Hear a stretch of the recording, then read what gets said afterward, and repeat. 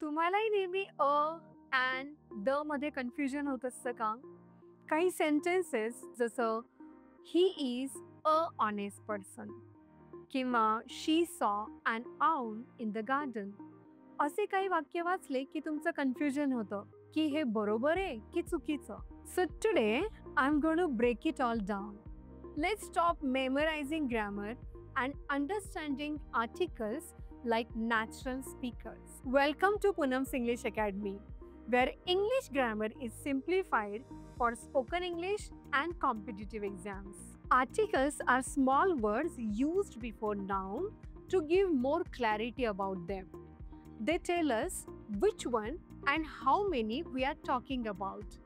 Articles नेहमी नाउनच्या आधी वापरले जातात. There are two types of articles. Indefinite articles a and definite articles the. Let's break them down clearly today.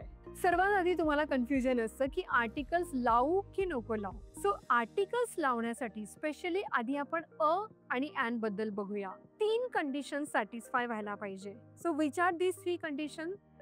सगळ्यात पहिली condition, it should be common noun.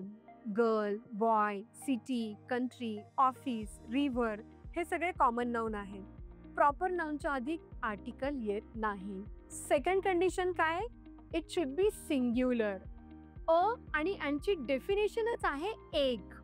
So जर एकच गोष्ट असेल तरच तुम्ही त्याच्या आधी आर्टिकल लावू शकता, अ किंवा an. And what is the third condition? Third condition is it should be countable. ते 1, 2, 3, 4 असं मोजता येण्यासारखं असलं पाहिजे.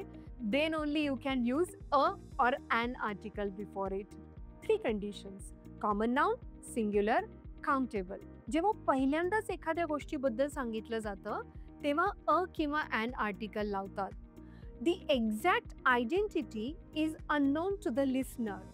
कुठलीही जेनेरिक गोष्ट असते, स्पेसिफिक नसते. ओके, आता हे कन्फ्युजन तर क्लिअर झालं की आर्टिकल अ किंवा ॲन लावायचं की नाही लावायचं. नाव नेक्स्ट कन्फ्युजन इज नेमकं कोणतं आर्टिकल लावायचं, अ लावायचं की ॲन लावायचं. त्याच्यासाठी एक सिम्पल रूल आहे. जर एखाद्या नाउनची किंवा एखाद्या शब्दाची प्रोनन्सिएशनची सुरुवात कॉन्सनंट साऊंडने होत असेल तर त्याच्या आधी अ आर्टिकल लावायचा. कॉन्सनंट साऊंड म्हणजे कोणते? क, ख, ग, घ, च, छ, ज, झ हे सगळे आपले मराठीतले व्यंजन स्वर कन्सिडर करायचे. आणि एखाद्या शब्दाच्या प्रोनन्सिएशनची सुरुवात स्वरध्वनीने किंवा वाल साऊंडने होत असेल, अ, आ, ई, उ, ए, ऐ, ओ, औ, ॲ, ऑ, हे सगळे स्वरध्वनी आहेत. जर याने एखाद्या नाउनची सुरुवात, प्रोनन्सिएशनची सुरुवात स्पेलिंगची नाही, प्रोनन्सिएशनची सुरुवात जर वॉल साऊंडने होत असेल तर त्याच्या आधी आपण ॲन आर्टिकल लावायचा. For example, a doctor, a chair, a uniform. आता डॉक्टरचा ड, दिस इज कॉन्सनंट साऊंड म्हणून आपण अ लावला. चेअरचा च, सो च हा कॉन्सनंट साऊंड आहे म्हणून आपण अ लावला. आता नीट बघा, युनिफॉर्म, युनिफॉर्म मध्ये प्रोनन्सिएशनची सुरुवात य ने चालू होते, जो व्यंजन स्वर आहे, कॉन्सनंट साऊंड आहे म्हणून आपण तिथे अ लावलाय.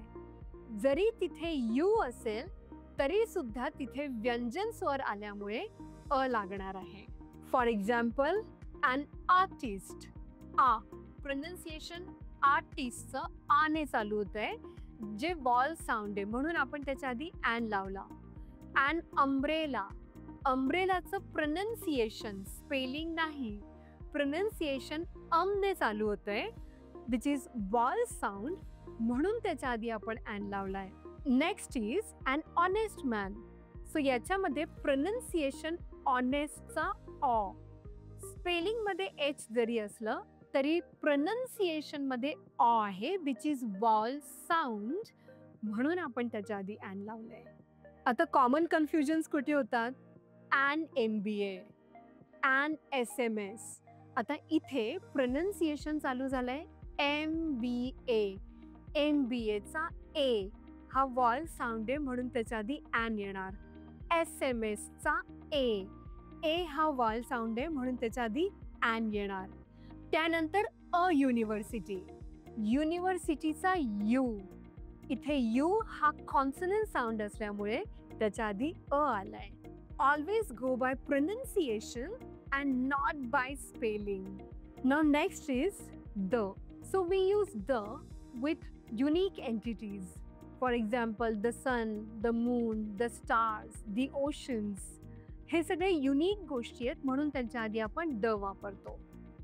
We use the before specific noun, thing और प्लेसेस. जिथे विशिष्ट गोष्टींबद्दल बोललं जातं त्याच्या आधी आपण द वापरतो. For examples, I went to the school where my father studied. इथे मी एका स्पेसिफिक स्कूलबद्दल बोलते म्हणून the school. I kept the book on the table. इथे बुक आणि टेबल दोन्ही स्पेसिफिक आहे म्हणून the book, the table. We use the when there is only one. For example, the Prime Minister. Again, we use the when we give reference for the second time. एखाद्या गोष्टीचा second time जेव्हा आपण reference देतो तेव्हा आपण the वापरतो. For example, I saw a dog, the dog was barking. जेव्हा first time reference दिला त्या डॉगचा तेव्हा अ वापरलं आणि जेव्हा सेकंड टाइम रेफरन्स दिला तेव्हा द वापरलं. We use the article before superlatives. For example, he is the best actor in Bollywood. Mount Everest is the highest mountain. So जिथे superlative आहे त्याच्या आधी द वापरतात. आणखी थोडी प्रॅक्टिस करूया. I saw a man. इथे हा जो मॅन आहे, he is any random man. कुठलीही व्यक्ती असेल तेव्हा अ. जेव्हा तुम्ही म्हणता I saw the man, that means you are talking about the specific person. म्हणून the. Let's practice. She is dash dash honest girl. तुम्ही सांगा. Right, an honest girl. He bought dash dash iPhone yesterday. Right, an iPhone. Next, we stayed in dash dash hotel near the beach. Right, a hotel, because it could be any hotel. Articles are simple when you understand the logic. Instead of memorizing, try noticing them how native English speakers use them while speaking English. Comment your own sentences below using a and the article. We will review them. Speak daily. Listen carefully, make mistakes, but keep practicing. If you found this video helpful, share it with your friends and I'll see you in the next video. Bye bye.